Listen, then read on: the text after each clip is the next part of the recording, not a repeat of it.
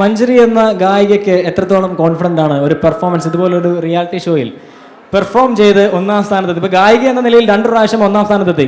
ഒരു റിയാലിറ്റി ഷോയിലെ പെർഫോമൻസിലൂടെ ഒന്നാം സ്ഥാനത്തെത്താൻ താങ്കളെപ്പോൾ ഒരു ഗായിക പറ്റുമായിരുന്നു? അതിപ്പം ചിലപ്പോൾ ഞാൻ പെർഫോമൻസ് റൗണ്ടിലേക്ക് ഞാൻ പോയാൽ ചിലപ്പോൾ ഞാൻ പെർഫോം ചെയ്തേക്കും.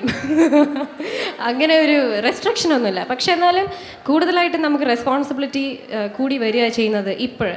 അപ്പോൾ ഇനി ഇതൊരു കോമ്പറ്റീഷൻ ലെവലല്ല. ഞാനിപ്പോൾ കോമ്പീറ്റ് ചെയ്യുന്ന ഒരു ലെവലല്ല. നമ്മൾ കോമ്പറ്റീഷൻ ഒരുപാട് ഞാൻ പങ്കെടുത്തിട്ടുണ്ട്. പക്ഷേ ഭാഗ്യവശാൽ ഞാൻ കോമ്പറ്റീഷന് പങ്കെടുത്ത സമയത്ത് ഡാൻസ് ഒന്നും ഉണ്ടായിരുന്നില്ല. അതുകൊണ്ട് ഞാൻ രക്ഷപ്പെട്ടു. ശരി. അപ്പോൾ അങ്ങനെയാണെങ്കിൽ ഇത്തരം മത്സരങ്ങൾക്ക് ബെസ്റ്റ് സിംഗർ എന്നുള്ളത് മാറ്റി ബെസ്റ്റ് പെർഫോമർ എന്നല്ലേ പേര് കൊടുക്കേണ്ടത്? അങ്ങനെ ഒരു ചിന്തയില്ലേ? നിങ്ങൾ ഗായകരാകുമ്പോൾ തീർച്ചയായും അതിനെ എതിർക്കാം.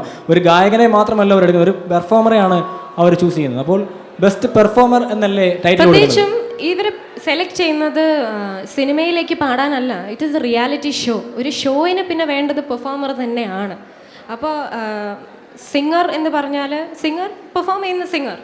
അപ്പോൾ റിയാലിറ്റി ഷോയിന് ആവശ്യമുള്ളത് പെർഫോം ചെയ്യുന്ന സിംഗറാണ്. അപ്പോൾ അങ്ങനെ നോക്കിയാൽ സിംഗർ ഈസ് സിംഗർ. അങ്ങനെയാണ് ബെസ്റ്റ് പെർഫോമിംഗ് സിംഗർ എന്നാക്കാൻ ഞാൻ ഇപ്പോൾ ശുപാർശ ചെയ്യുന്നതായിരിക്കും.